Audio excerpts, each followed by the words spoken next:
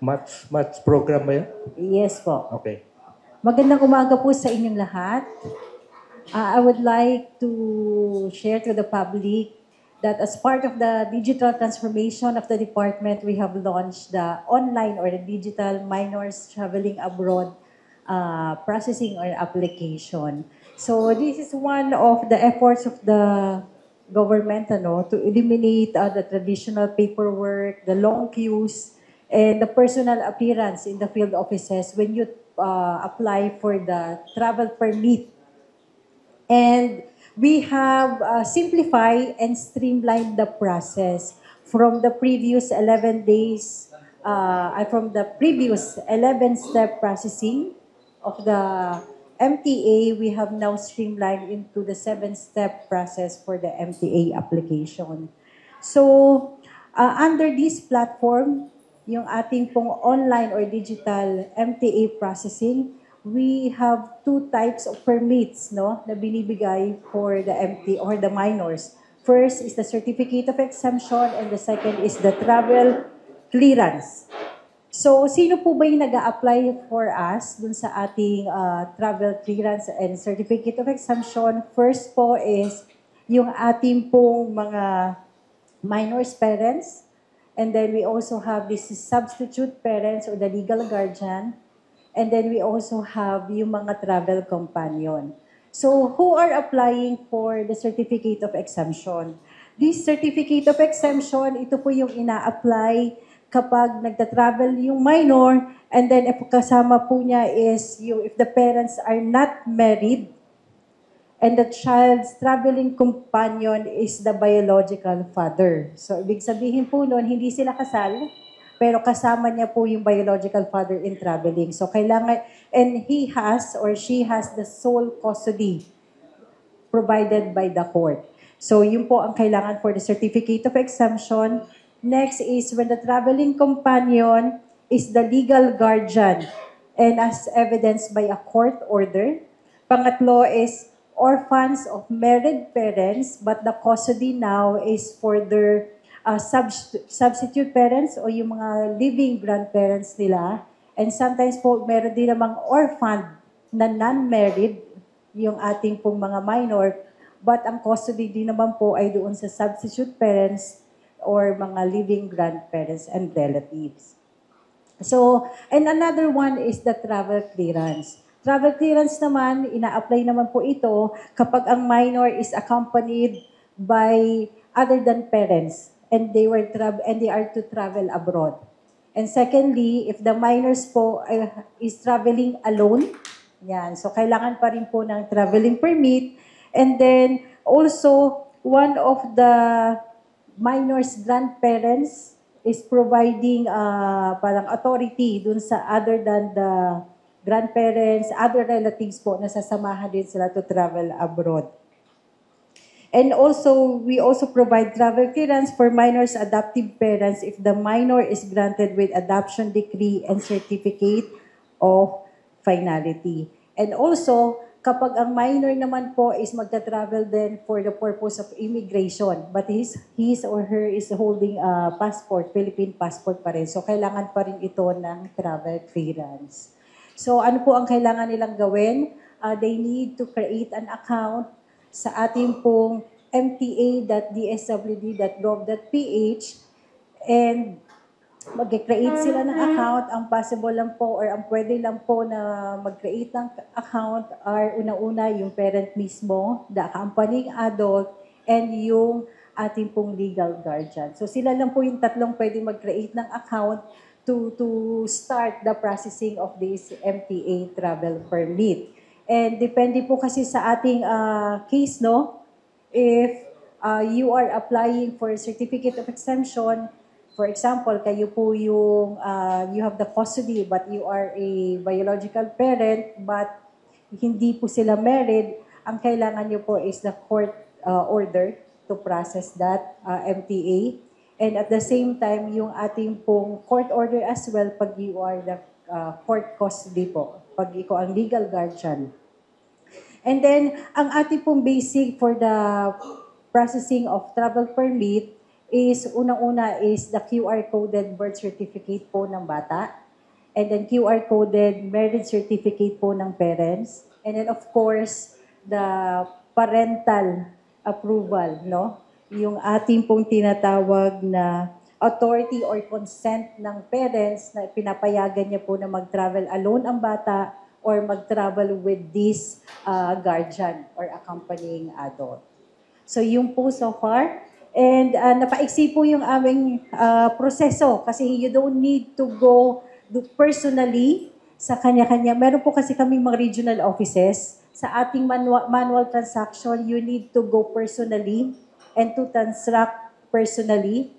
And with this platform, you only need computer, you only need network. At the convenience of your home, you can apply anytime, anywhere, yung ating pong travel permit.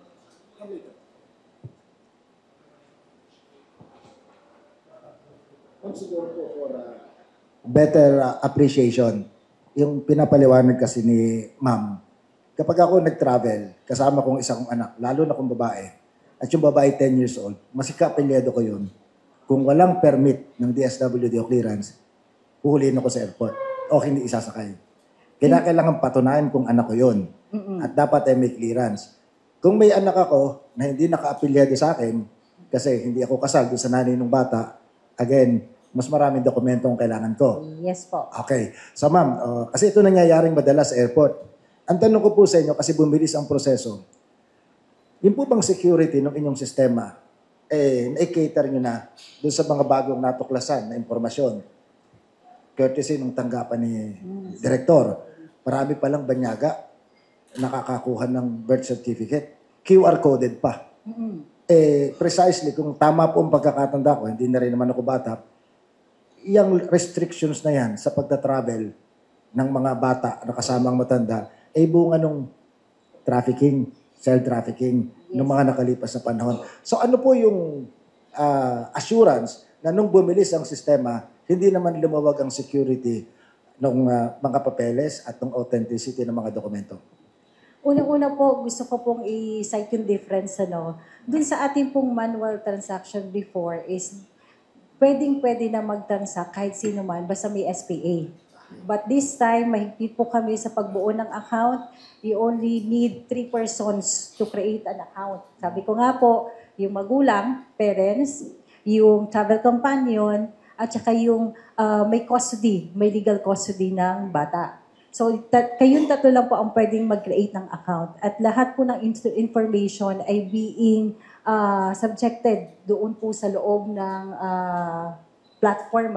Tinatanong lahat ng information about the applicant and the account holder. Pangalawa, sinisigurado din po namin na kailangan present ang nanay or parent, yung companion, at saka yung bata. Ang kaibahan po nito, meron na po kaming video conferencing.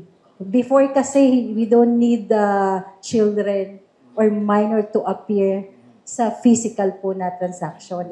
Kumbaga, adult lang, yung may SPA lang, pwede na mag-apply. But this time po, we are more secured, no?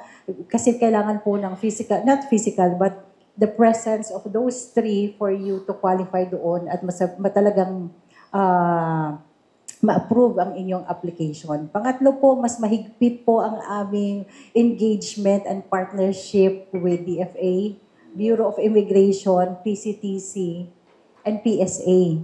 That's why we really emphasize that we also need a QR coded. Pag sinabi po natin QR coded, mas madali po kasi ang verification noon with the PSA documents. So, ang gagawin lang po is we need to scan yung QR code, mas nakikita na po agad sa PSA database. Pangalawa, we also have an engagement with the Bureau of Immigration. We constantly coordinate with them, particularly yung mga sa kanila na blacklist, ay mga nakatag na people na sila po ay talagang hindi mabigyan ng permit. And at the same time with the PCTC.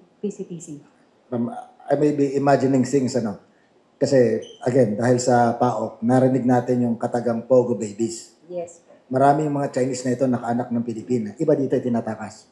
papunta ng China. Ma'am, considering na yung narinig natin na napipeke through late registration, yun nga po ang tinatanong ko sa inyo.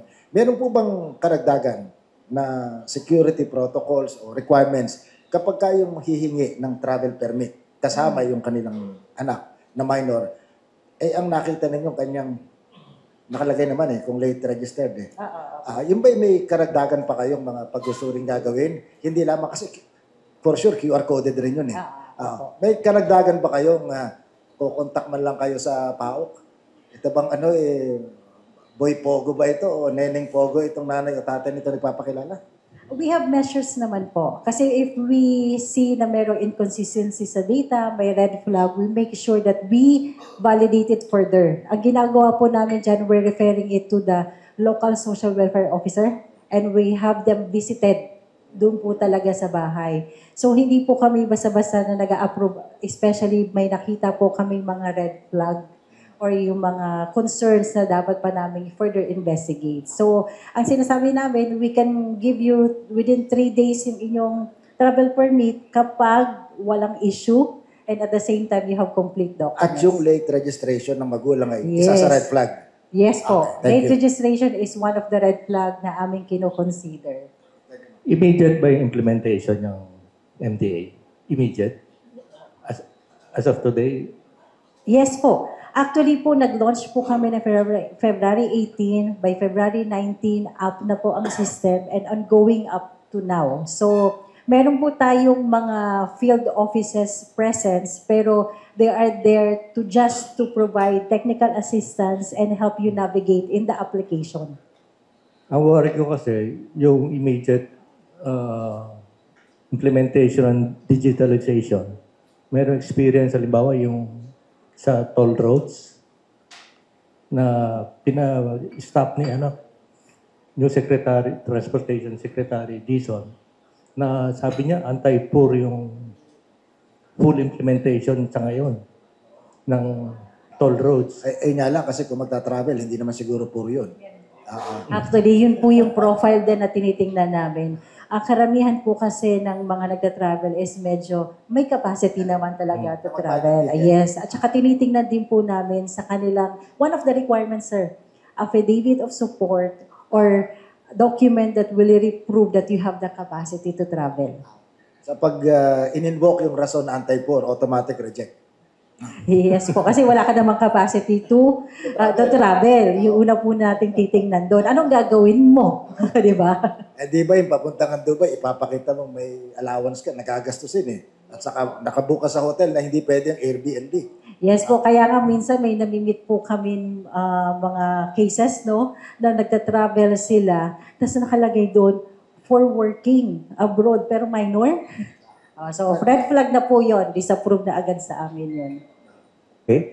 Yung, kung di ako nagkakamali, na monitor ng aming ahensya, na yung National Bureau of Investigation at saka yung Bureau of Immigration ay nag-conduct ng raid kagabi sa Eastfield Building sa may Pasay po yan.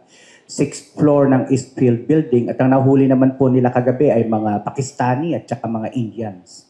So, this is all over, no? This is a United Colors of United Nations type of operation. Yung unang operation din po ng PAOK, SKK, Revendell, that was August 1, 2023. We found a good number of different nationalities in one building. So, despite the ban of the President, mukhang hindi ho talaga tumalima ang napakaraming mga POGO workers and POGO bosses. They're still here. But rest assured, tuloy-tuloy lang po kami. In fact, meron kaming program ngayon, yung tinatawag naming POGO 1000. In our custody now is around 994 POGO workers. That's the combined workers that were apprehended by the Bureau of Immigration and PAOK since last year. So we are expediting their deportation. So may meeting yung Bureau of Immigration ngayong March 21, yung kanilang Board of Commissioners, and we're expecting that they would release the summary deportation orders of these nationals para ma-report po natin as soon as we can. Bakit ho crucial yung deportation? Again, the Philippine government spends 35 million for every 4 months for the upkeep of all of these POGO workers that we have apprehended. And that 35 million is only good for 500 POGO workers. If we are now at 1,000, that means to say we have doubled. In fact, ngayon, pagkatapos po ng forum na ito, tatakbo ako sa custodial facility namin kasi I ordered the staff last night to do a thorough cleansing, no, disinfection. Kasi may kumakalat na flu sa amin, dun sa area. So, may mga ilan nang naapektuhan. So, we'd have to segregate those who are sick from those who are not sick. Then, make sure na malinis yung facility. So, these are just some of the challenges that we face.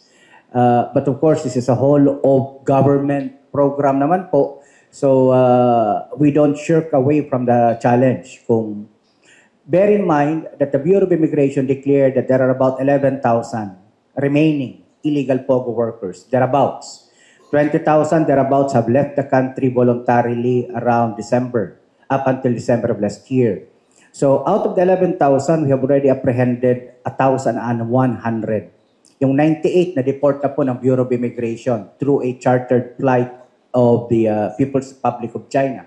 China paid for that, 98. That means to say we have 1,000. So, kung 11,000 yan minus 1,100, we're still going to run after 9,900 POGO workers out there. So, medyo marami pa ho ito. Saka India, no? Anong racket nito? Actually, hindi naman sila bago. Madami na po kami nahuling ganoon. Basically, ang kanilang scamming pa rin po ay yung ball game type of sports betting. So technically, yan yung mga European football o di kaya mga cricket. So anything that the Indians, the Tamil speaking, the Indian speaking and the other languages within South Asia, yun ang kanilang target. So, yun din ang market nila? Yes, sir. Okay. So legal yun? Legal? No, that's illegal because basically that is a game picks type of activity. Palalabasin nila online streaming live. Pero actually, that is a pre-recorded game. And ganito pong sistema nila. So, before you're able to play in that game, you have to create an account. You have to put money into the account. If the account reaches a certain threshold, you get blocked from that account. So, you lose your money altogether. Kailan pa ho nagsimula ang ganito? Oh, matagal na ho. The Indians and the Pakistanis who are into online sports betting scams have been in the Philippines since 2017 or earlier. Nag-evolve lang sila. Okay. Yung po bang, kasi again, maaaring hindi bago, pero bago sa pandinig namin. Kasi ang pagkakaunawa namin, pag Pogo, mainly Chinese yan. Chinese characters. May, yung bang grupong yung Indiano at mga Pakistani, nagkaroon din sila ng legal na lisensya ng Pogo before? For this group, I wouldn't know as of the moment. I'd have to, the commission would have to request a report if they do so desire. If the NBI desires to give it to us, we'll check the reports para makita namin yung kanilang investigation kung kailan pa ito nagsimula. So anong kanilang lisensya? Nung business permit man lamang na nag-ooperate doon? That I cannot answer yet kasi kagabi lang po yan nangyari. Then the information was sent to our commission by our field agents mga 1 a.m. na. So ongoing investigation pa ito ngayon ng NBI at saka BI. Pinadala lang sa amin yung mga videos ninang madaling araw. Then we're just waiting for the report from the NBI and BI. Why? Because the commission, Presidential Anti-Organized Crime Commission, is the chairman of the Technical Working Group Against Illegal POGOs by virtue of Executive Order 74, Series of 2024. So meaning to say, whatever operations that they have, they do not need to tell us. They don't need to confer with us. They don't need to get our permission. But by virtue of that executive order, they are mandated to at least report to us after the operations.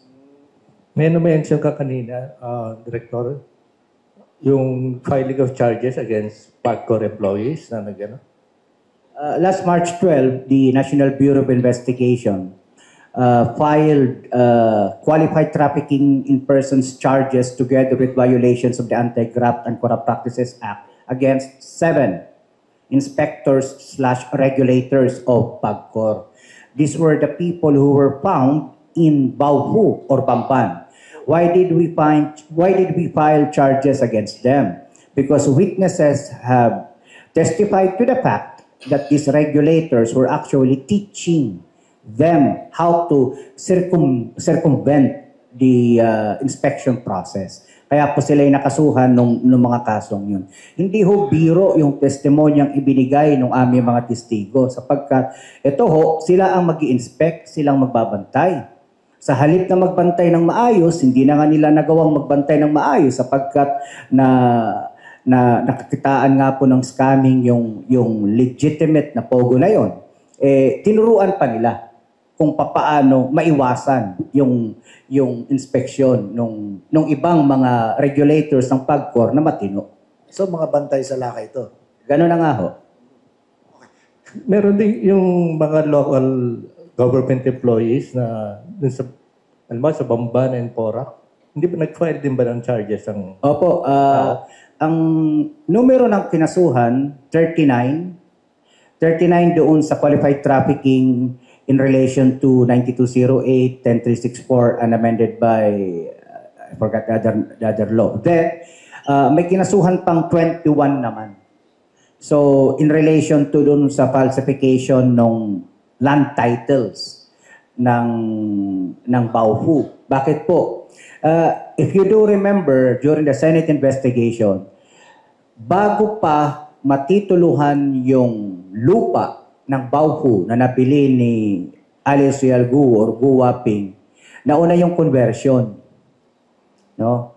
So they were able to convert the land from agricultural to commercial residential in less than 2 weeks. No? Not only that, even before the actual incorporation of Baofu Land Development Incorporated, they already released title to that particular juridical entity. When that juridical entity was not actually existing during the time of the conversion and during the time of the titling. So obviously may mga hocus-pocus. So may mga officers of government na nakasuhan po rito. This is the exact instructions given to us by the President. Remember what the President said? Kung merong mga taong gobyerno na tumulong sa mga magpupugo na ito, they should be held accountable for that. Si Harry Roque. Kala ko kinasuhan po ninyo. Nakita ko kagabi sa video eh. Oo, Kaso, si Alice Rial Guo is for the Baofu Land Development or Sunyo 1 case. Si Harry Roque po ay para sa Lucky South 99. That particular case is still in its preliminary investigation stage. So wala pa pong resolution yung PI noon. Kaya wala pa po siyang warrant of arrest sapagkat hindi pa po na-determine ng panel of prosecutors either way. Kung siya ba ay merong, if there is a probable cause to file Q-tip charges against him and money laundering charges against him. Wala pa pong resolution noon. Kung itong particular na raid kagabi, wala akong idea. Pero kung babalik tanawan ko yung unang raid namin noong August 1, 2023 na may nahuli kami mga Pakistani, mga Indians, medyo malaki. Kasi ang sabi nila doon, yung bawat grupong 8 lang, 8 to 10 group members of scammers, they could earn anywhere between 15 to 35 million at any given week. A team of 8. If you have a team of, if you have 10 teams of 8, then you can do the math. That's 350 million every week. That's why Pogo, my friend, whatever the nationality may be, the scammers is a multi-billion peso industry. Ilan nga po yung Indiano-Pakistani nahuli nyo? Nahuli ng NBI, sorry. Hindi pa po nabigay sa amin yung datos. Kapag kagabi lang yon, alauna na madaling araw namin na-receive yung report galing sa mga field agents namin. So, base sa video, medyo marami. So, hindi lang team of 1 ito. Siguro team of 2 or 3 ito.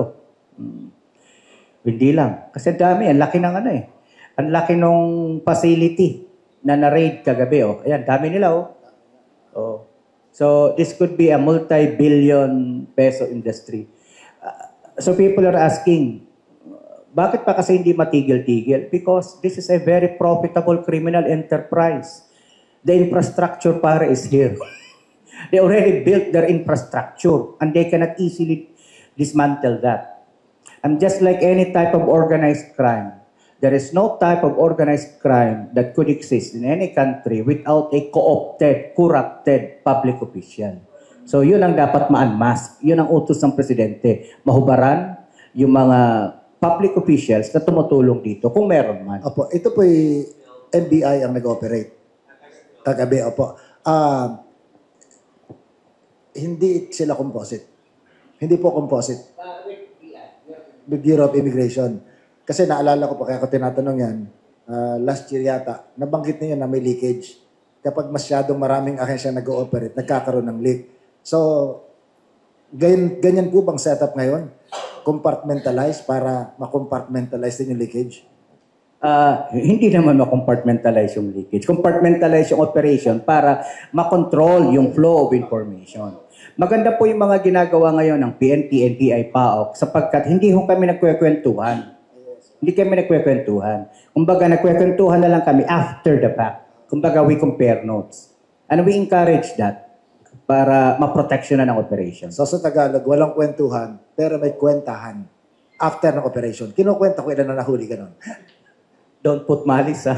Lalo Maris, Yung kung 10,000 pa yung natitirang dito, involved sa POGO, can we assume na lahat ito involved pa rin sa illegal operations? At least, Not necessarily. Not necessarily. A good number of them are volunteering and presenting themselves to PAO.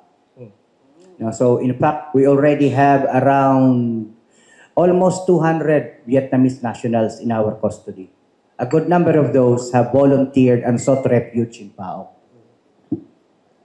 tama po ba na yung mga non-Chinese national ang nag-volunteer sa PAOK na sumurrender at kumuha ng refuge? Meron din pong mga Indonesians and Chinese. Paano po yung Chinese? Di-deport ninyo? Makukulong yun pagdating ng China. Opo. Well, they have no choice kasi wala na akong silang gagawin dito eh. Ito po ang naging problema dito sa ngayon. Kung dati, yung mga human trafficking victims papasok ng Pilipinas, ngayon yung human trafficking victims palabas ng Pilipinas. Sapagkat wala na silang trabaho dito eh. So, foreign nationals who are stuck in the Philippines find pogo bosses who would pay for their travel to say Cambodia or Laos or Myanmar. Last time, nagkaroon yata tayo kayo ng I told you so moment. Kasi sabi nyo, dapat pag diniport, diretso na, papunta ng China. Eh, nung nakaraang mga araw, si Senador Ontiveros, may pumapalag. Yun daw diniport, dinaan ng Hong Kong, hindi nakarating ng China. So tama po pala kayo na dapat diretso. Yes, panawagan po yan ng komisyon nung nakaraang taon pa. Sapagkat we cannot recycle this problem. We cannot keep on recycling the problem. Hindi pwedeng yung problema ng Pilipinas ipasa natin sa Cambodia. Bakit? Kapag hindi ho natin nagiba yung infrastructure nito locally and within the Asia-Pacific region, they can always come back at any given time. At problema ulit po yun natin sa Pilipinas.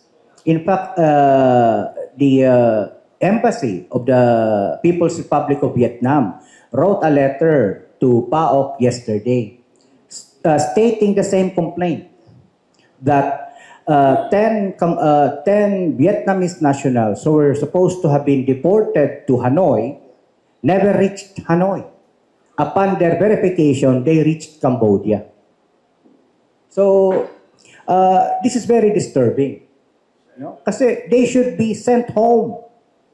Deportation should be from your point of entry, point of exit should be the same, then go home to your home country. Sino ho bang nagbubook? Bureau of Immigration? Kasi yung dating presidente, walang choice eh. Kung saan lang dadalhin doon talaga. Bakit itong mga deportees na ito may choices pa kung saan sila daraan? I could not answer for the other agency. Basta ang amin lang is We're calling everyone to task primarily for allowing third country deportations. Again, the Commission, nasa amin ho kasi ang bola. Nasa amin ang napakalaking responsibilidad. Pero tanggap naman po natin na yung deportation is the primary task mandate of the Bureau of Immigration. But the ball is in our court because as mandated by EO 74, kami po ang sisingilin ng executive branch. At the end of, we do a weekly report to the Office of the President through the pre-MS. Ano ba ang aming accomplishments in relation to ending the POGO problem? So that means to say, it should be a whole of government achievement, mandate. Hindi lang pwedeng PAOK, NBI, or PNP. We need also the help of other agencies. Kayo po may kinasuhan taga-PAGCOR, taga-LGU. May nakasuhan na kayo taga-Bureau of Immigration? Wala naman pa po, kasi wala pa kaming Kailan po kayo evidence. magkakaso? Hindi ko masasagot yan definitively pare, kasi depende yan kung may ebidensya kami makukuha. But then again, the investigation that will happen on Tuesday sa Senate may be able to unravel certain things. We would defer to the Bureau of Immigration on that matter. Kasi po parang lumalabas yan, kulong kayo ng kulong, padlak kayo ng padlak, meron palang may hawak ng duplicate key. In fact, kagabi, ang usapan namin ng kapwa ko director, yung immediate boss ko, yung head for operations, parang merong imbudo ngayon na napakasikip ng butas. Oo nga, no? Sapagkat bakit? We already have in our custody 994 together with the Bureau of Immigration. Why is it that we are deporting in trickles? No? It should be faster kasi ang dami para hindi kami makapag-operate since February 20, hindi ako nagkakamali, or 26 yung last naming operation. Bakit? Punong-puno kami. Wala na kaming paglagyan. Tayo ho naman na hindi na rin bata at professor kayo. Kayo ba naniniwalang inosente yung gumagawa ng imbudong yan? Ayan ka na naman eh. Do not put words into my mouth unless there is an evidence that would point to whatever. I could not possibly... I don't want to go into conjectures eh. Sige po. Oh. Basta factual Meron na tayo. ano? Factual lang. Dahil sa hindi pagkakadeport, nahihirapan kayo mag-operate kasi walang paglalagyan. Sabi nung ilang lawyers, buka, pero essentially, POGO pa rin. Well, as far as the EO 74 is concerned, maliwanag sa amin yung mandato namin. If they cater to offshore gaming, the bettors are offshore, then that is POGO or IGL. We have the mandate to operate against them because they're banned. The question that you may be referring to but unable to elucidate further really is about the so-called PIGOs.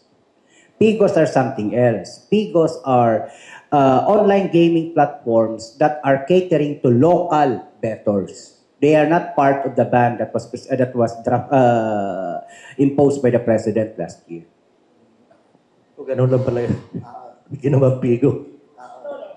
PIGO have been there since earlier than 2016, if I'm not mistaken, because they are land-based casinos. They could be your junkets and so ito on and yung so mga forth. yung Pigos, di ba ito yung dati, yung kasama dyan yung mga sa mga mall, nagbibingo. Yes, they're part of that. Mga e-games and so on and so forth. Basta ang manlalaro nila ay Pinoy. At mayroong lugar. Yes. May yes. lamesang nakikita. Yes, may mga lamesa o di kaya kung yung e-games, yung mga bingo plus, mga ganyan, meron silang structure talaga na pupuntahan. May tanong muna.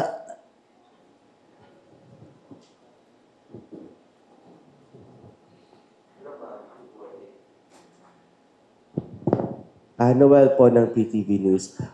Asik Ada, na-mention mo kanina yung mga red flags doon sa nag-a-apply ng MTA. Na-mention mo yung Hitingnan namin dyan is the purpose. So, kung ano po yung dineclare mong purpose, dapat consistent din with the information that you have supplied doon sa inyong application. So, for example, you say na you will go on travel to visit your family abroad or yung parents abroad, and yet wala ka namang mapakitang proof itinerary of your travel, and then makikita mo rin na gaano katagal yung kanilang stint or stay doon. So, we will probe more based on the purpose that you set doon sa inyong application. And there are also at times na yung purpose ng travel, ang companion niya is not related at all. Actually, meron pong mga nag-try ng mga foreigners na gustong for purpose of leisure and travel, gusto nilang ilabas yung bata. But they are compliant, no? Meron silang merong permission or approval or consent ng magulang. So it's a red flag to us. Bakit mo ipapadala sa not related na or not family member at ang purpose mo lang is to travel. So yun po is another red flag to us. And also nabanggit ko rin po dun sa another media forum na meron ding mga fictitious school, fictitious competition na sinasabi po na may ganitong mga sponsoring organizations going for competition yung mga bata. And then we're probing na non-existent naman pala yung mga school and competition na yan. So those are cases na talagang tinitingnan po namin na may red flags doon sa information na binibigay sa amin. Ma'am, dun sa, di ba yung last forum ng DSWD, sabi mo may 3 na fictitious. So, kung Thursday yon, meron na pong update or wala pa rin? Ganun pa rin, 3 pa rin. May update na po ba dun sa 3? Actually po, nadagdagan siya. Ilan na po? We have now 8 disapproved cases. Oh. Oo. More of similar cases po, no? Yung unang-una, yung sabi ko nga, we're not allowing foreign national na nabagit ko kanina, na just for leisure, ay dadalhin mo yung bata, no? And then another is yung magta-travel doon sa not allowed na countries. And then another is yung working, of course.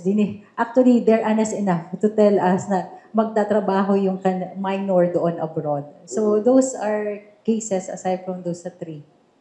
Ma'am, itong 8 na to, ito yung mga nag-apply online na ilan nga yun? 7? Ngayon po, tumaas na po kami. Or around 2,553 na as of now yung aming mga applications online. So, sa 2,553, 8 doon, Ay, disapprove. kahina-hinala, disapproved. Yeah, opo. Okay, sige. Pero under investigation siya. Yes po. Oo. Ang protocol nga po namin is we refer them to our partner agencies in terms of having further investigation on those cases, especially if we see pattern or schemes. Sinong agencies kayo? Kapartner po namin dyan is of course the Bureau of Immigration and the IACAT. No? So we submit, and even the PCTC, we submit to them yung mga pattern or schemes na nai-encounter namin in the application. Baka there is further issues or cause of those patterns na nakikita namin for further investigation. Thank you po.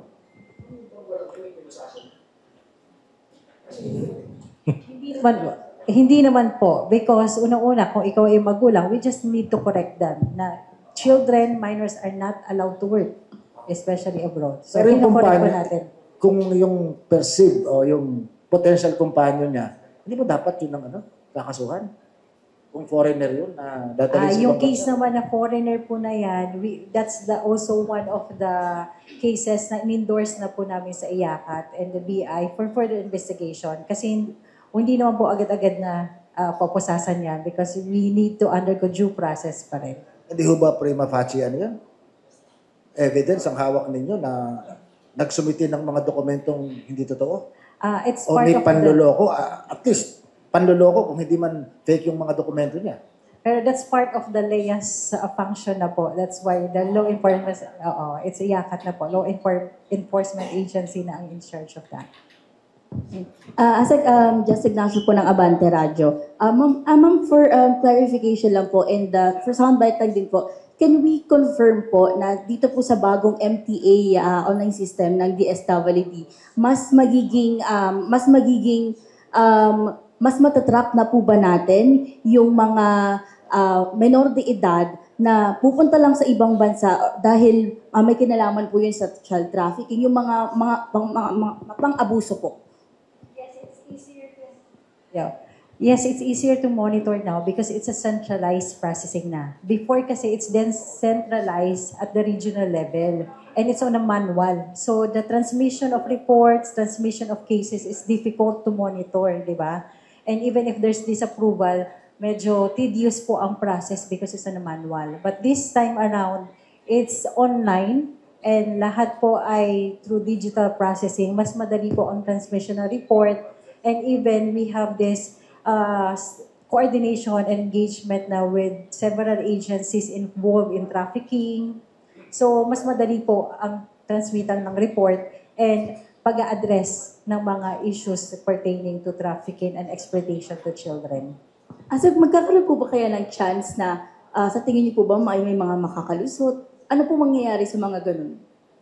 Actually po, ang assurance naman sa amin ng BA basta even, sabi niya, in cases talagang na-issuehan nyo ng travel permit, pagdating pa rin naman sa BI or immigration, they will have another screening and another eye to check in terms of really checking the validity and truthfulness ng lahat ng information that they also submitted to us. And at the same time, meron din naman sila tinitingnan ng mga pattern and schemes na nakikita nilang red flags. So at their level, they can also disallow yung pag-alis or departure ng ating mga minors. And as one last na lang po, usually po ba itong mga minor de edad na magta-travel palabas ng bansa, ano po ba usually yung kanilang mga purpose, kadalasan po na natatanggap natin? Ang karamihan po sa ngayon is leisure. And then pangalawa, yung visiting ng parents. Kasi marami po tayong OFW, di ba? So, minsan po they visit their parents. And pangatlo, marami po tayong mga organizations sa schools. Yung mga for purposes of educational tour, yung visit sa ibang bansa for mga sponsoring organizations. And meron din tayong mga competition, no? Yung mga legit naman na competition ng mga bata. Teka, we have a time constraint. We have to give the floor to former political. Ginig ako doon sa mahalagang topic natin. First time ko nakasama si Director Casio na napapanood ko lang eh. Madalas nainggit ako sa sombrero niya eh. Mukhang kailangan ko na rin dahil bumbunan ko na ginigilaw na eh. Asek Kaliko. Kuliko. Kamusta niyo lang ako kay Secretary Rex. Kay kaibigan natin yan. Well, makasaysayan ito nangyari. No? Dapat nating ipagmalaki. Bakit? Tayo yung unang Asian na nakasuhan sa ICC. No? Medyo napakalaking kahihiyan. No? Pero okay lang. At least nakasuhan na. At ito ay makasaysayan dahil yung pinakamakapangyarihang tao sa ating bansa dati. No? Wala akong alam na presidente na nagkaroon ng 93% approval rating, kundi si Digong. So napaka-powerful, no? Si Hitler hindi lumampas ng 91% eh. Si Mussolini hindi lumampas ng 90%. Si Digong lumampas ng 93%, no? Sa survey. Ngayon, medyo mababa naman, 50% less, no? Pero sa kabila niyan, katulad ni Kibuloy, yung BFF niya, na isa rin sa pinakamakapangyarihang tao sa ating bansa. Nakasuhan at nakita nyo naman yung kanyang picture sa ICC, pero parang maamong tupa. The Punisher, na pinagmamalaki yung kanyang pagpatay sa kung sino-sino, ngayon, binabawi yung kanyang sinasabi. No? Medyo natawa lang ako kagabi na pinapanood ko si Executive Secretary Medialdea na counsel ng ni ex-President Digong, binanatan yung ICC na hahatol sa kanyang kliyente. No? Kung ako yung akusado, hindi, iba yung kukunin kong abogado. No? Yun mo, babaratan yung hahatol sa'yo. No? Kaya baka kinakailangan ng adjustment, no? Diyan sa kanilang strategy. Pero, ayun, anong nakita natin dito? Na kahit napakamakapangyarihan mo, ay pwede kang bumagsak. How the mighty have fallen, sabi nga ng mga poeta. No? Tapos, kahit back up ka ng isang superpower, na nung siya hinuli, binanata ng ICC for double standards, no? Yung China, kahit back up ka nun, babagsak ka rin. No? At yun yung mga nakita natin dito. Yan ay magandang writing on the wall dun sa kanyang mga kamag-anak, dun sa kanyang mga kaalyado. Teka, huwag kayong ganun kasigurado na kayo ay untouchable, kayo ay invincible.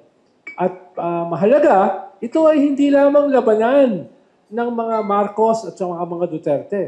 Katulad nung nangyari, nung siya ay hinuli, naglabasan yung mga biktima.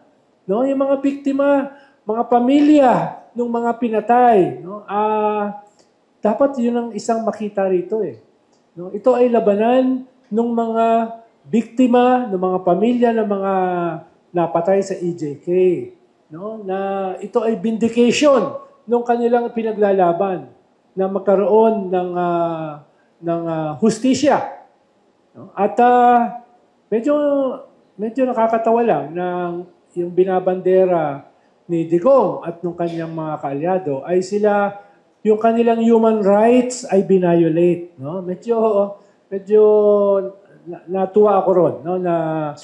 Oo. At yung rule of law ay binayolate. No? Sila ngayon ang nagbabandera ng human rights at saka rule of law at saka due process. No? Baka kinakailangan ng ibang mensahero. No? Parang hindi sila yung epektibong mensahero noon. No? Na kanilang human rights ay binayolate at yung kanilang due process ay binayolate. Baka kumuha sila ng ibang talking head, no? Para gawin yon. No? Ito ay makasaysayan dahil halimbawa, katulad ng pinag-uusapan dito, sino ba ang tatapos at pipigil sa mga makapangyarihang pogo? Na ang daming mga hawak na mga hukom, ang daming hawak na mga pulis, ang daming hawak ng mga politiko. Pero ngayon ay medyo nagtatakbuhan, nagtatago. No? Iyon ay isa rin makasaysayan sa ating bansa na nangyayari ngayon. No? Pero ito nga, yung pinakamakasaysayan din, yung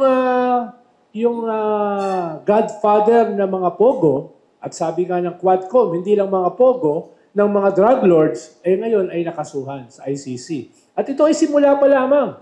Simula pa lamang ito. No? At tingin ko, marami pa tayong makikitang mga kaso na isasampa, hindi lang sa ICC, kundi dito, sa ating bansa. No? Nasimula na yung grave threats labang kay Vice President. Tingin ko ay yung plunder ay not far behind. At hindi lang siya, kung hindi yung iba niyang mga kamag-anak at yung mga alyado. No? Kaya medyo ninenervyos na sila. Kung yung pinakaulo ay tinamaan, paano pa yung mga alipores? Nabanggit nyo na unang Asyano, historical. Tanong ko po sa inyo, alin bang mas maraming ipinakulong na former leader, South Korea o Pilipinas? Pinakulong ng ICC? Ano? No, sa lahat. Kasi tayo, hindi naman si Digong lang ipinakulong ng gobyerno eh. Meron tayong ERAP, meron tayong GMA, Marcos, exile. So, anong mas matinding magpakulong ng ex-leader, Pilipinas o South Korea? Hindi ko nabilang yung sa South Korea, no? Hindi ko alam. Ang alam ko yung ICC, pinakamaraming kinasuhan ay mga Aprikano, tapos yung former Yugoslavia, no? Kinasuhan si Putin at saka si Netanyahu, pero malabong mahuli yung mga yon, no? Lalo na suportado ng Amerika. Pero si Digong, unang Asyano at suportado ng China, no? Pero in spite of that, ay nandun siya ngayon, nakasuhan. No? Sige po. Binanggit nyo na ito ang dapat ay kwento ng mga biktima. Ang tanong ko po sa inyo, hindi ho kaya mag-backfire ito sa gobyerno? Kasi kung titingnan natin yung survey, without mentioning, mukhang mag-a-apply yung the so-called law of unintended consequence or consequences. Well, una, yung survey ay lumabas bago ito. Yung survey period ay iba. No? At ikalawa, syempre sa simula ay magagalit yung kanilang base. Pero unti-unti, pag napaliwanagan, dahil dati kasi yung crimes against humanity, theoretical eh. No? Theoretical. Ngayon, konkreto na. Nakasampa na. May impact yan. Hindi lamang sa kanilang mga kaalyado, kung hindi sa kanilang mga supporter. No? Magdadalawa, magtatatlo, mag-aapat na isip yan. No? Kaya yun ang tignan natin, yung mga susunod na survey. Pero tama ka na siyempre mag-iingay yung mga yan. No? May nakita nga akong video sa social media na libo-libo yung nagmamarcha. Ang sinisigaw ay Duterte, Duterte. Until makita mo yung bandera. Serbian. Yung bandera ay Serbian flag. No? So maraming mga fake news, disinformation yung lumalabas na ganyan. Sige po. 12 po ang kandidato ng administrasyon. Nag-iingay yung kabila, pero parang wala nagtatanggol doon sa pagkaka-aresto, pagkakadala sa ICC. At worst, may nagsalita pa laban doon sa pagkaka-aresto. Ano ito? Ano ang pangyayaring ito? Help us educate, elucidate. Well, alam mo naman yung ating mga politiko, ang habol niyan ay political calculation. At ang political calculation ay boto. No? Kung makakakuha sila ng boto sa lahat, mas mabuti sa kanila. Kaya makikita mo, hindi lang sila, hindi lang yung sa administrasyon, kundi yung mga hindi administrasyon ay hindi bumabanat. Dahil inaasahan nila na baka mabawasan sila ng boto sa Mindanao. Baka mabawasan sila ng boto sa Iglesia ni Cristo. Kaya kahit yan ay minority sa mga botante, ay gusto nilang wag i-antagonize. Lalo na kung ikaw ay nasa bingit. Yung last 4 at yung mga labas dun sa 12 ay may ganyang klaseng political calculation. Ang hindi ko masyado maintindihan ay yung mga kandidato ng administrasyon na nasa top 5. Yun, pwede silang bumanat na hindi naman sila maapektuhan. No? Kaya, yun ang aking kine-question. Pero yung mga senador, alam mo naman, hindi naman tayo pinanganak kahapon. Alam naman natin yung ibig sabihin ng kanilang political calculation. No? Sana, sa mga susunod na mga eleksyon, ay makahanap naman tayo ng mga kandidato na naniniwala sa higher purpose. Naniniwala sa prinsipyo at handang isakripisyo yung kanilang political calculation para dito. So parang natatabangan kayo doon sa mga kung sa kape hindi matapang yung Parang yung mahina, kandidato. kahit yung tabang mahinang salita Medyo nadidismaya ako. No? Sa tingin niyo ba makakatulong kay Digong yung presence ni Robin Hood Padilla doon? Malaking tulong yun, no? Malaking tulong yun. Dahil kung ako ay makakasuhan sa ICC at gusto kong matalo, kukunin ko rin si Robin Hood Padilla bilang aking counsel. No?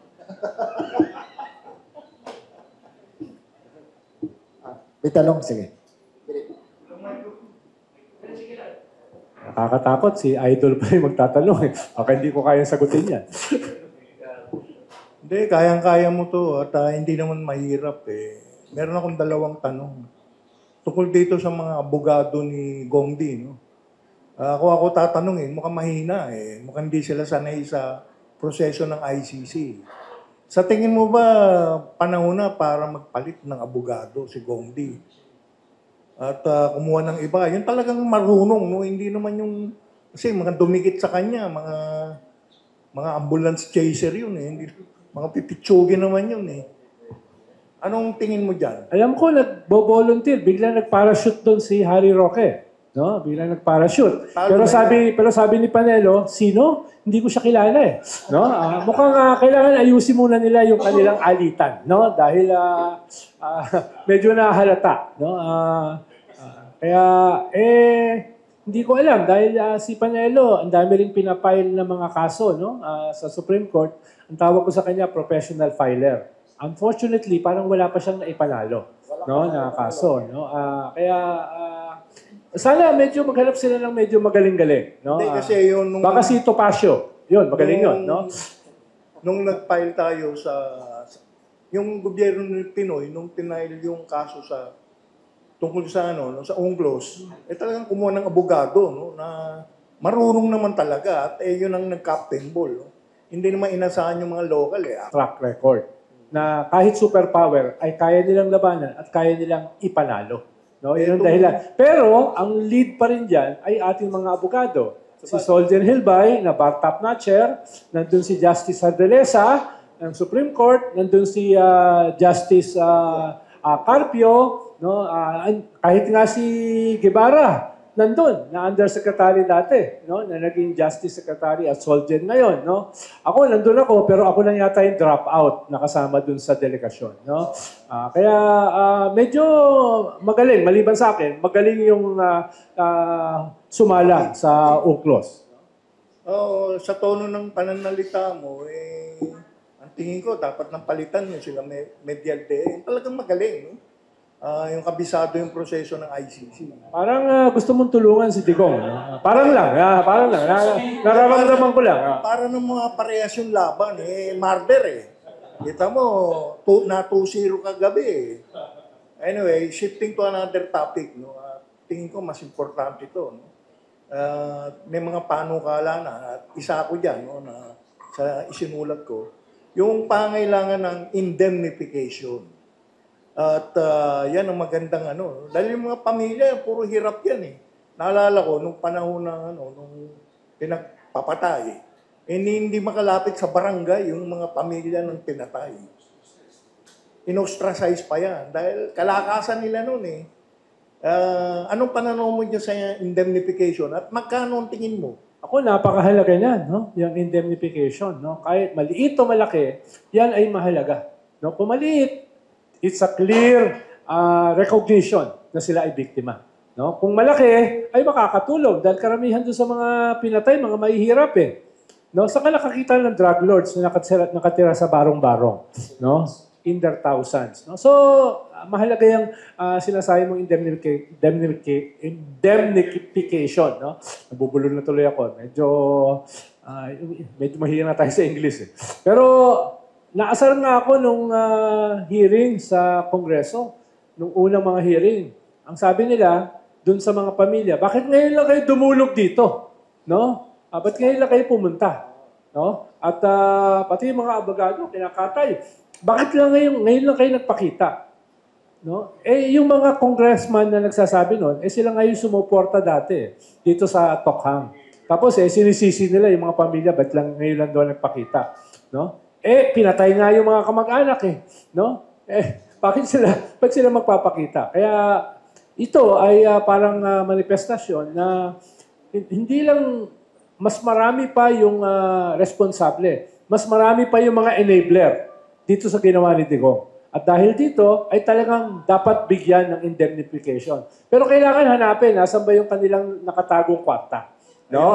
Yun ang isang paano yung against the Duterte state. Oo, dahil yung indemnification ay kukunin yan doon sa kayamanan nung mesala. Kaya kailangan hanapin nila. I'm sure malaki yun. No, mas malaki sa bank account mo yun, Philip, no? Paano kaya yung Kongreso? Pwede bang magpanukala diyan? Definitely, no? Magandang suggestion yan. No? Magandang suggestion. Maraming salamat, Secretary. Tatanong ako, si Senator Alan Peter Cayetano, parang dinidefend si Duterte. Ano yung tingin niyo dito? Nabanatan pa nga ako Kasama ako doon sa banat na kay Laila de Lima. Nang sabi niya, nung June 2022, naglabas ako ng prediction na mahati daw yung unity. No? Sabi niya doon sa banat niya. At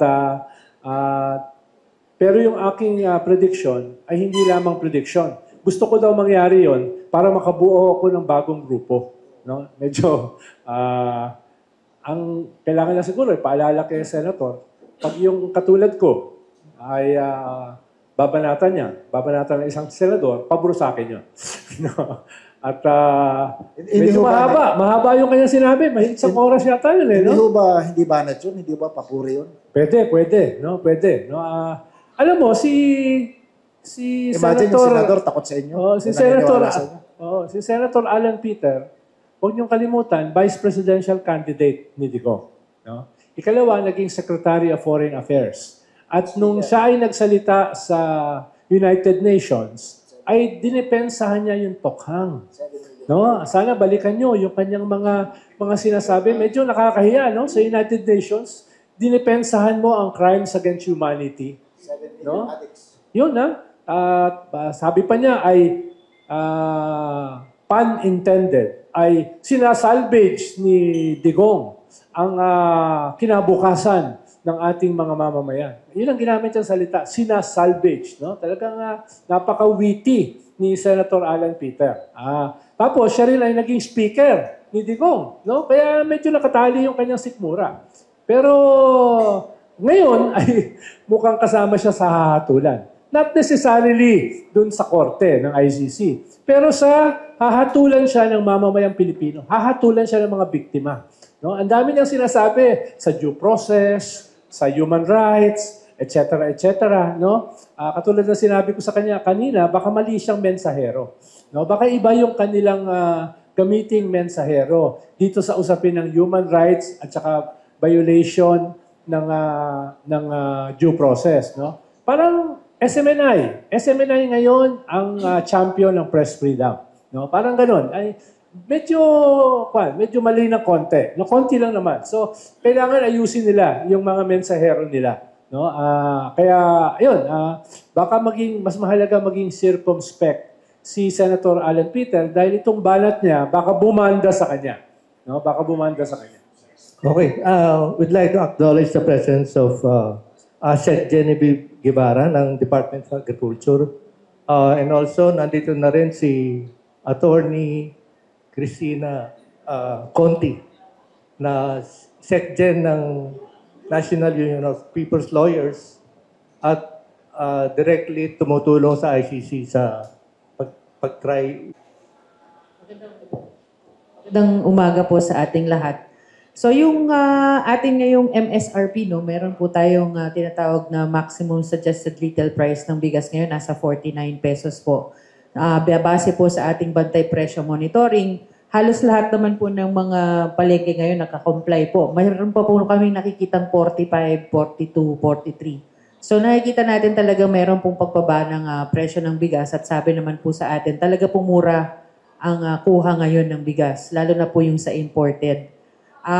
Yung naman pong yung sa National Food Security Emergency natin, yung pagbebenta ng, meron po tayong mga LGUs ngayon na nakikipag-ugnayan sa atin para makabili. Yun nga lang po, yung nagkaroon ng COMELEC ng sinasabi nila na hindi naman daw under ng exemption. Yung nga lang, kailangan namin i-clarify dahil nga po ang ating mga LGU mag-i-execute po ng MOA with NFA and FTI. So yun po yung tinatanong namin kung pasok po dun sa prohibition ng 261W, yung sa treasury warrants and similar devices. Kasi gagamit pa rin po ng public funds ito. So yun po yung inaayos namin ngayon. Pero definitely po may mga LGU po tayo ngayon na nagipag-ugnayan. Although meron po talaga silang parang hesitation dahil nga po dito sa prohibition, lalo na po magsisimula na po yung ating campaign period for the local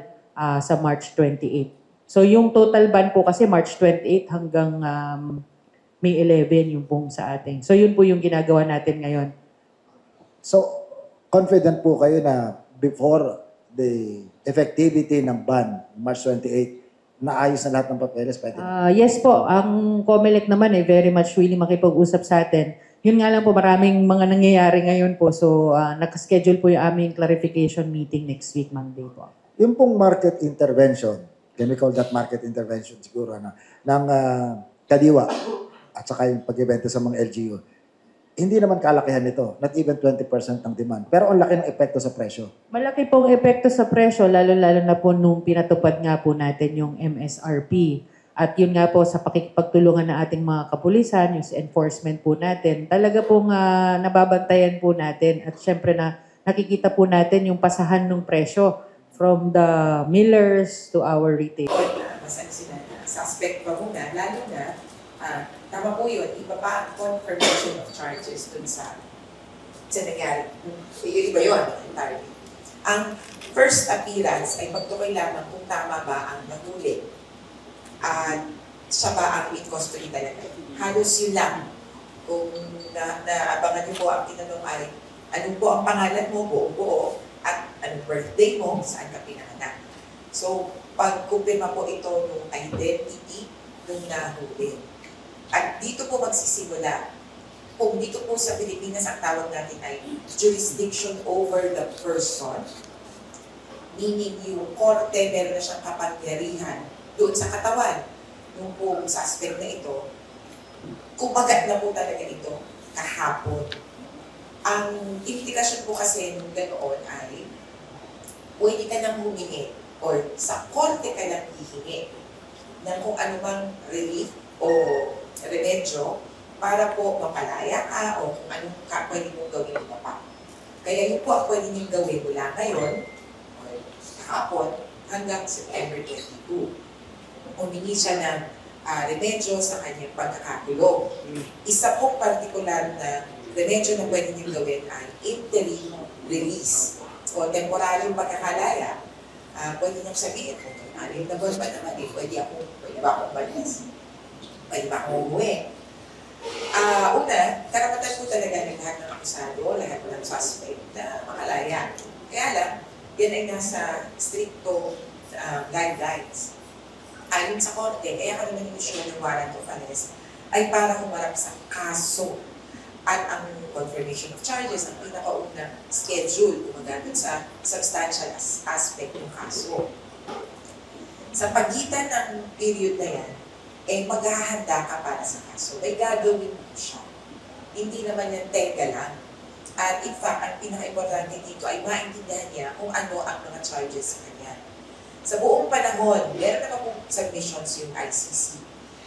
The public, nandun na po sa website ng ICC, nung nanghingi po siya na i-open yung investigation, nung nanghingi siya na yung pong, nung nag-decide ang ICC na buksan ang investigation, nilatag na doon kung ano ang itsura ng patayan sa Pilipinas and other inhumane acts. Kaya lang mag-narrow down o liliit yung scope. Sa ito po ang scope ng buong investigation ay ano ang iniimbestigahan, crimes against humanity and other inhumane acts. Ang period ay November 2011 to March 2019. Kung makikita niyo po sa warrant of arrest, at ilan ang iniimbestigahan na patayan, between 12,000 to 30,000 killings. Walang binigay ng specific numbers. Sa warrant of arrest ni Duterte, ay nakalagay na po doon, acts na ginawa niya ay murder. Dahil yun po ang maituturo sa kanya o talagang kumbaga yan yung participation niya o kaya pwede niya din yung pinakamalakas.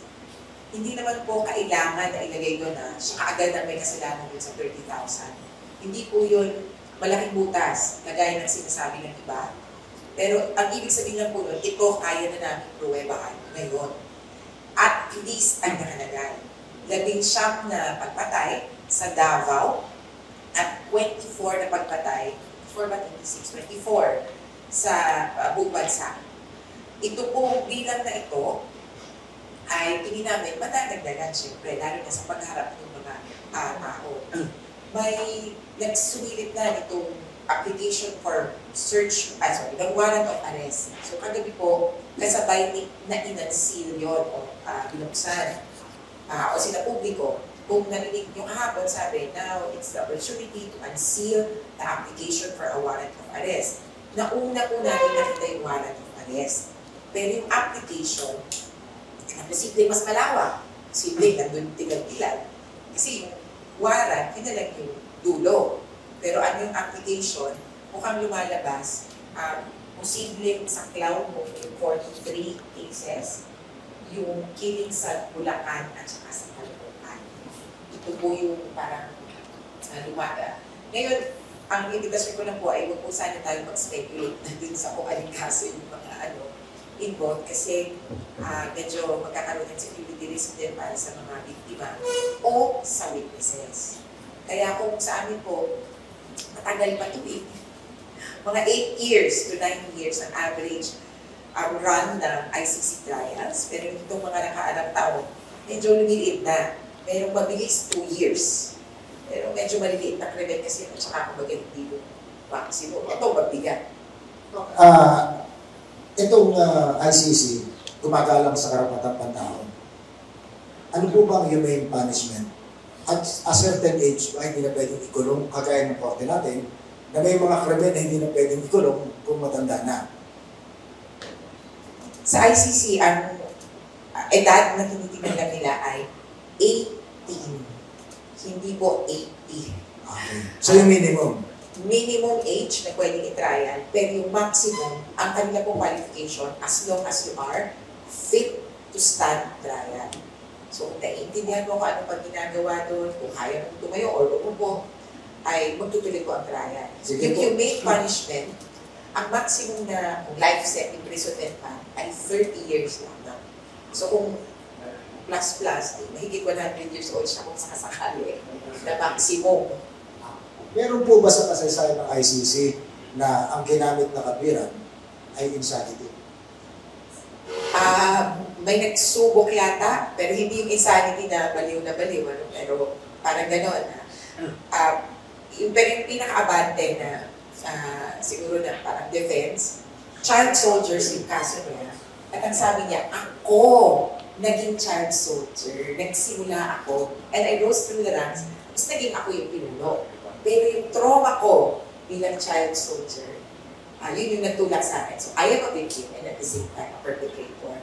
Hindi po yun kinatigan o sinuportahan ng ICC na sabi, you have your own personal free will. Parang kalaunan, masasabi mo yan. Kaya, palagay ko kay Duterte kung sasabihin niya yun, yung period magmamatter. All those years, insane ka. Ma'am, itong kasong ito, hindi naman siya lang yung isinasangkot. Ano po? Tapos, kung titingnan, sikreto pala ang arrest warrant ng ICC. Malalaman pagka-arrestuhin na. Sabi niyo, huwag mag-speculate. Pero siguro, forward-looking, kung hindi speculation. Ayan po, pwede ako mag-speculate dyan. Okay. Meron siyang abogado, para generic term, na maaari na may kaso din. So, pwede bang dumating ang chance na sa pagharap ng abogado/abogada, bigla na lang siya masilbihan ng arrest warrant din? Posible po. Depende yan sa service, kung sino mag-serve ng warrant of arrest. Kasi sila naman ang pipili sa panahon. So, kasi ang iniisip ko, yung abogado po ay kung nasa lahig at binibisita yung kliyente, ang magsaserve po kasi ng warrant of arrest talaga ay yung gobyerno nung particular na lugar kung saan matatagpuan. So, police. Hindi po pwedeng citizen sa arrest at walang police ang ICC. Kaya yun po yung limitasyon ng ng ICC. Kaya kung bibisita ka sa ICC tapos kukunin ka ng security guard, hindi po. Mama, again, educate us. Itong kasong ito ay nagmula doon sa isa sa mga kasong dinala doon ng grupo ni dating senador Trillanes. So, tama po ba kami na yun ang gamitin namin pagmumula ng impormasyon kung sino-sino yung probable na makakasuhan? Hindi po. Gusto ko pong linawin na ang nakarating, mas kami na parang hindi namin kiniklaim na kami ang nagsimula o nagtulak yan. Ang sa katinuduhan ng period na nag-preliminary examination, si Fatou Bensouda, yung pong dating prosecutor, sabi niya na umabot sa 50 ang nagsumite sa kanila ng mga dokumento. Mukhang nauna at public ang submission na sabi ni Senator Trillanes. Pero hindi natin alam kung yun na ang labang at naging simula. In fact, tapos kami umabot na sa kanya, meron kami August 2018 galing sa mga biktima. In fact, yung pong pagsisimula nitong kaso ay technically motu proprio on the on its own yung ginawa ng prosecutor na pagsimulan. Pero yun naman talaga kung galing po, kasi either galing sa Estado, state party, galing sa UN Security Council, or yung prosecutor mismo. So, yun lang naman. So wala nagsampa ng kaso. So, wala nagsampa ng kaso? Hindi siya complete. Information. Communication. So, kung gano'n, Ito po pala, pwedeng yung siya mismo, nagpo-monitor ng news, kaya niyang simulan. so pwedeng sabihin natin na kasi nakalagay yung pangalan, publicly available sa information ng grupo ni dating Senator Trillanes. So kung lawyer ang sasagot yan kung tamang pagkakarinig sa inyo, probably, but not limited to. Yes. Kaya, hindi, ang masasabi ko po, hindi ako dun sa complaint na sinasabi. But the people. But the people, ang gagalingan po niyan ay, so, binasa na ng prosecutor yung po 50, 53 na mga communications. Pagkatapos niyang, nag-isasara niya na yung preliminary examination, naglabas siya ng dokumento. I am requesting the pre-trial chamber to open an investigation to determine who are most responsible, yung kakasuhan na. So, May binanggit na 3 pangalan, Rodrigo Duterte, Bato de la Rosa, at Oscar Albayalde. Sabi niya, ang investigasyon niya ay posibleng pumasok hanggang city level, provincial level, regional level na pulis. Kaya hindi ko isinasara yung Ma'am, 22 ang nakadetain sa ICC. Kung papasok hanggang sa city level, hindi ho kaya mapuno ng Pilipino yun? investigation pa lang naman yun. Okay. Hindi pa yun yung target. Kaya yung 3 binanggit, ito yung ako, probably most responsible. Yung iba i-investigate. Kasi bago niyo po malaman kung sino pinaka, magandang alamin mo yung sino ang mga players bago malaman sinong bida. Kaya, investigasyon lang. Kaya sabi ko nga, si VP Sara Duterte ay malamang sa malamang nasa cloud ng ICC investigation. Dahil sa kanyang role sa Davao bilang Vice Mayor at Mayor, na investigahan, hindi ibig sabihin magiging akusado. Pero nevertheless, assuming na, kasi isang inimbestigahan kilala natin na doon so may chance ang mapuno ng Pilipino yun. Hindi po. Kasi ang nakakasuhan nga na nila, most responsible. Tapos, 22 po yung slots, pero 5 pa lang po yung naka-relate with mayor. Alam ko, magkakaroon kayo ng problema ng tao. Huli ng huli, wala na mapaglagay ng bihan. Ano daw, mababa yung congestion rate, baliktad doon, kulang. Okay, tanong. Sino? Attorney, nag-request pa ng interim release si yung Duterte camp at yan ba ay pagbibigyan o tatawa o i-reject dahil sa flight risk siya? Hindi pa nagre-request formally. Bagaman kahapon maririnig nyo na parang ina-argue kung sa big korte natin, parang oral arguments na, Your Honor, we're asking kidnapping, etc. Ang tumbok nun ay interim release. Pero sinabi nga nung judge ay hindi ito ang tamang panahon at hindi ito ang tamang proseso. Kailangan po nilang magsampa ng nakasulat na dokumento asking for interim release. Inaabangan po namin kung kakayanin nilang mag-submit agad-agad. At ito po ang pagpapasyan sa loob ng 6 na buwan. Mabilis po ang periods ng submissions doon. Parang generally 10 days. Mag-submit ka, papasagutin yung kabila, 10 days. Ngayon gusto nila, 5 days, 5 days. Sabi ko, buyatan itong mga to So, palagay ko magiging mapapasadahan yan. Kami sa mga biktima, i-oppose namin yan dahil may oportunidad si Rodrigo Duterte na i-subvert yung processes sa pamamagitan ng paninakot ng witnesses, sa pamamagitan ng pagbasura ng ebidensya, pagtatalo ng kung ano man. Kaya mahirap makawalan. At wala pong history, walang precedent sa ICC na nag-grantan ng interim release ang mga suspect sa ganun kataas na kaso, crimes against humanity o krimen laban sa katauhan, karumal-digumal para palayain mo lang. Kaya attorney, ina-argue ng kanyang abogado, si ex-ES Miguel Ea, na walang jurisdiction ng korte at sila kinidnap. Hindi ba pag sila mag-file ng petition for interim release, kinontra niya yung kanilang argumento? Tama po yun, kasi yung jurisdiction nga, important na. Kaya importante yung sinabi ng Office of the Prosecutor versus Rodrigo Roa Duterte. Kasi kahit anong gagawin niya, ICC na lang ang makapagpapasya. Yung pong mga petisyon sa Supreme Court, dead in the water. Wala na po yung magagawa ang ating korte dahil nasa jurisdiction na ng ibang korte. Kung ano man kailangan niya, ICC ang kaya sunod. Kailangan niya magpagamot, kailangan niya kulay ng buhok, kung ano man. ICC ang kailangan niya kausapin. So itong mga application for TRO, mga restraining, kasi there's nothing to restrain. Nagawa na. Nagawa na. Okay. Ma'am, tama po sa 2 years po yung maximum na ganito investigation. Pero nabanit po kami ng mga 8 to 9. sa na po siya. 8 to 9 years ang average, sa compute ito ng Korte, 8 to 9 years ang average ng takbo ng mga kaso.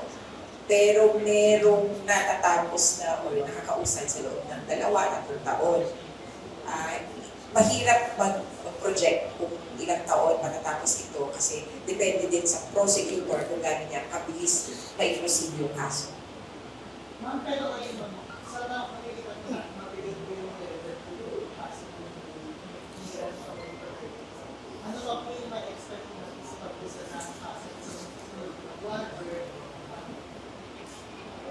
yung balikan ko po yung, sorry, yung tanong nyo kanina, yung confirmation of charges. Dito na po, pag ihaharap sa kanya, ano yung mga particular na charges.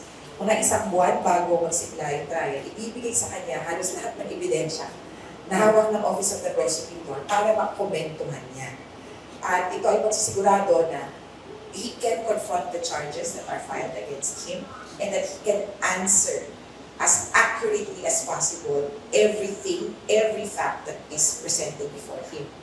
At technically sa confirmation of charges, ang tanong lang ay, sapat ba ang ebidensya para magtuloy tayo? Pero oportunidad din ito para sa kanya na parang ipapadismiss. Pero hindi gano'n yung term. Parang sasabihin nila, hindi sapat ang ebidensya para hindi ituloy ang kaso. Pwede niyang questioning muna yung jurisdiction ng court. Meron bang jurisdiction ng court sa akin, withdrawal, etc. Doon niya na-erase sa 6 months na paghihintay. Para pagdating natin sa September 23. O posibleng later, binanggit po ng court na posibleng magalaw yan. Think later yun. Sa 23, wala nang tanong sa kung may jurisdiction ba yung ICC sa kanya, kung may irregularity ba sa arrest, kung meron bang jurisdiction over the person, wala na po yan. Ang tanong na lang ay, matutuloy ba tayong trial? Pasagalan ko lang po yung sa for implementation of for daily report. Ma'am, yung ano po natin, wala na po ba tayo mga ginagawa ng mga hakbang po? At yung target pa po natin, yung mababa pa po yung pressure ng target natin, kung meron pa po ba tayo, ano po ginagawa ito? Yung sa baboy kasi ngayon. Yung sa baboy po kasi ngayon, naglabas po tayo ng MSRP kung matatanda na last week. So sa liempo po nasa 380 dapat, yung bigay kasi nasa 350, yung sabi ulo po 300. Napapansin niyo sa monitoring po natin ngayon, napapansin natin na medyo hindi pa rin nakaka-comply. May mga, like tulad ng Balintawak, yung pinuntahan namin yung isang araw, nakaka-comply sila, pero wholesale kasi daw kasi. Madami yung binabagsak doon. So yung presyo nila, medyo nakokontrol nila. Pero dun sa ibang mga palengke, nahihirapan po talaga daw sila mag-comply. Dahil nga yung hango nila o yung bilis benta sa kanila is mataas pa rin. So ang titingnan po natin ngayon, yung mga biyahero, yung middleman, no? At saka syempre yung sa mga producers po natin, kasi dapat yung live weight nasa 230 dapat. Ang nakikita po natin nasa 250, 255 pa rin. So medyo mataas pa rin. Ang ginagawa natin ngayon, naghihigpit po tayo sa mga checkpoint. Titignan po natin talaga, tapos tinatanong natin bakit di pa rin makapag-comply. Nahirapan po tayo dahil iba-iba po kasi ang sources ng baboy. Hindi po ito katulad ng bigas na meron tayo mga wholesale na tunay-tunarada po ang pwede nilang i-release at tuwang ginagdan. Yung baboy po kasi marami tayo yung mga backyard, no? Marami tayo yung hindi po corporate yung pag-aalaga. So, pa isa-isa, padala-dalawa. So, depende po kung paano po yung hango. So, hindi po pare-pareho yan. May 90 kilos, 80 kilos. Kasi po ang computation natin dapat nasa 100 kilos. So, yun po yung gusto natin, yung ginagawa po natin ngayon, yun nga po, mas sinipitan natin yung sa mga checkpoint nga po natin ngayon. Of course, meron pa rin naman tayong mga nakabantay sa ating mga checkpoints. At the same time po, tuloy-tuloy yung pakikipag-ugnayan natin, kasi nga yung sabi ng ating mga pork producers ay nag-commit po sila na makukuha po nila yung 230, pero mukhang meron pong mga mas maraming hindi makasunod dahil nga po daw sa iba nga po yung kuha nila sa presyo. Pero yan po ay ginagawa po natin pala, yun nga, tuloy-tuloy na pakikipag-usap, yung pagpaparami pa rin natin ng production. Of course, yan ang ating major priority now. And of course, yung pagpapalawig pa or pagpa-fast track sana natin sa ASF vaccines. and yun nga yung support farm support po natin sa ating mga producers. Sa Kilamas, kasi political analyst ka, siguro ikaw may kalayaan sumagot sa mga what-if questions. Sabi kasi ni Atty. Conte, 7 to 8 years bago natapos. Ha? 8 to 9? O 8 to 9 years, madagdagan pa. Of course, alam naman natin, 80 anos na yung isa. At nakapag-produce tayo ng isang presidente because of necropolitics. May ba naniniwala mabubuhay kayo ng 8 taon? O kung sakaling hindi siya mabuhay ng 8 taon, anong epekto nito sa politika ng bansa pag namatay?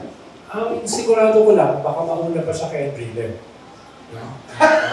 Yun lang yung sigurado ko. Sabi nga nung paborito kong columnist, nung paborito ni Boots, si Bobby Tiglao, ay ito daw ay isang death sentence. Pero lahat naman tayo namamatay. Pero yung iba namatay ng matindi ang nangyari. No? Nakabalot ng scotch tape, di ba? Yung iba, tinorture pa. Ano? Kaya kung sakali namang mamatay siya sa ICC, medyo komportable naman siya. No? Kaya hindi ko alam kung makatarungan yun, pero siguro hindi ko na siya huhusgahan. Dahil nandito na sila, Atty. Conte, para humusga. At yung mga biktima, mga pamilya, mga pinatay. Pero Kasi, tingin ko ay medyo tinamaan din siya ng kaunting karma. so ano kung pwedeng gawin para yung hindi inaasahan pagganap na mangyari, just in case na bigla nga siya Well, ang tingin ko yung maganda ay kasuhan na rin yung kanyang mga kasama para hindi siya malungkot sa preso. No? Para nandun sila, pwede silang mag-pusuidos, no?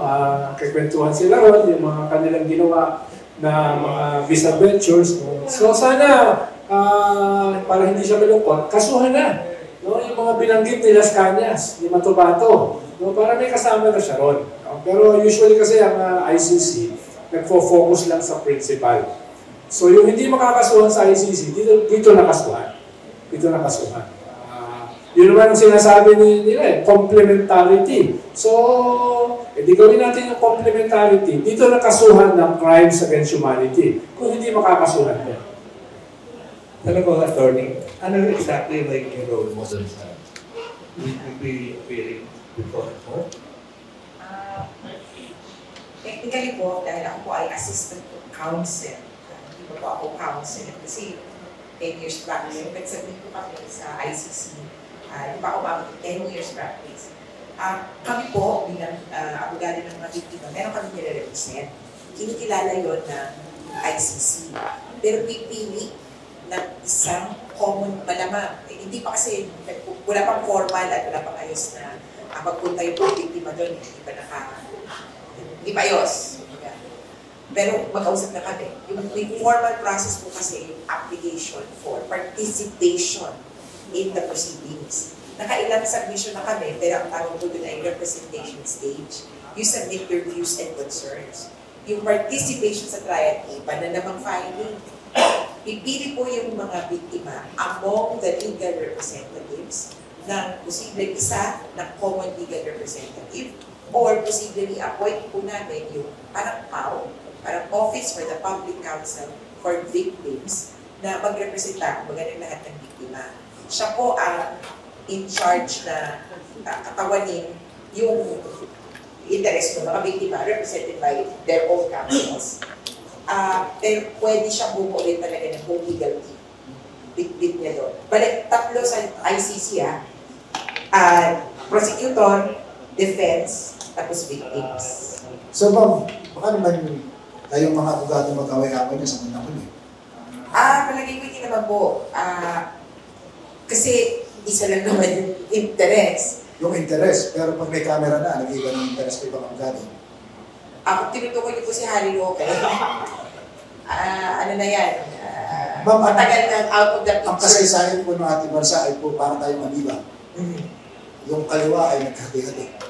Yung kanan ay naghati-hati. Ang ano po namin, Baka ho, darating araw, kung nakatag yung kayo, doon natin ang mga abogado. Baka mas maganda na talaga mahati si Harry Roque sa atin. Para pabul sa kanila. oo ba eh. Pero sabi po, Isipin niyo, 8 taon kami nag-coexist na iba't ibang mga grupo, NUPL, FLAG, Center Law, and several other groups, and even individuals who have prosecuted. Tingin natin parang may natural na, may intuition na magkakaisa. Ang FLAG, they concentrated on the amparo proceedings. Center Law, I have no radio. Kami, itong sa ICC nung panimula, and then the Quadcom. When we meet, there's no animosity, and I think we have the same, kumbaga, spirit. And if the victims see that their lawyers are infighting, yun pa muna magpapanagot sa amin. Sana nga po mama, no, na mapanatili yung at least yung camaraderie. Kasi kami po napakarami nakita kasaysayan na maganda lahat ng simula yung nagkakaisa. Pero sa bandang huli, naghihiwa-hiwalay sila eh. Pero yun nga po, yun kaya yun ang silbi na meron isang common legal counsel. Siya yung, the buck stops with him. Dahil dyan ang tanong ko, pwede bang yung mga biktima yung matras? O hindi na kami, dati kami nagreklamo pero hindi na. Hihina ba yung kaso? Hindi po, kasi yung role ng biktima ay halos wala. I mean, hindi po kami ang magpupruweba ng kaso, prosecutor. Wala po sa mga biktima ang burden ng mag-prosecute o magpresenta ng ebidensya. Ang biktima in general, kasi marami. Ito, kasi marami ng kaso sa Pilipinas. Yung mga testigo nagre-recant. Diyan ho ba yung testimony yung ibigay? Kung meron man nakuha informasyon, pwede ba din ng recantation o hindi na? Pwede po. At meron tayong witness na yan ang history. Si Descanis, no? Nakailang flip-flopping. Kaya magiging question yan sa kanyang credibility. Pero depende yan sa korte para i-appreciate. Pag umupo na. Pero as of now, wala kaming nalilinig. Tsaka, again, kailangan umupo. Wala, ang hirap pong i-project kasi kailangan mo umupo muna. Tapos doon maglalabasan yung kung hindi ilabas yung mga conflicting statement or hindi lumabas, it won't go into the records of the court. Yung conflicting statements. What will remain is whatever was put on record. Kaya sipag na lang po yan, hindi lang ng prosecutor, kundi ng defense. Kung alam nilang may kontrapelo pala ng mga ebidensya, dapat erase nila. Pero sa ICC, narinig niyo kahapon, the prosecutor also has the responsibility to share with the defense any evidence that is exonerating or exculpating or mitigating. dito po sa Pilipinas may kasabihan justice delayed. Nasa korte is justice denied. Yun ba sa kaso nito, pwede natin sabihin kabaliktaran, justice delayed is justice served. Please serve it. Kasi kahit paano, parang nakahuli din naman, parang kahit paano. Hindi rin, the adage remains, justice delayed is justice denied. Sa karamihan po ng mga biktima, ganun yung ibang feeling wala na patay na yung anak ko, o kaya ano pa man na feeling. Pero kahit paano, ang mas tinitingnan pa namin ay yung pagkakahuli niya, nag-meet siya, nag-ignite na kahit paano, may pag-asa. May pagkain ba rito? Meron po, meron. Sir, dahil ito, pang matagalan itong linis na ito it's going to be a long haul. Ang tanong nun dito, nakikita po natin, one, yung magkakaroon po dito ng gradation ng effects ng circumstances. Ang tanong nun dito, kumusta ang seguridad ng mga prosecutor, broad-based ng mga depensa, ng mga witnesses. How is the safety of these people mentioned, made put in context? Kasi ang mutated lang ang kaso bizarre. And people are evil. These people are evil. Kaya medyo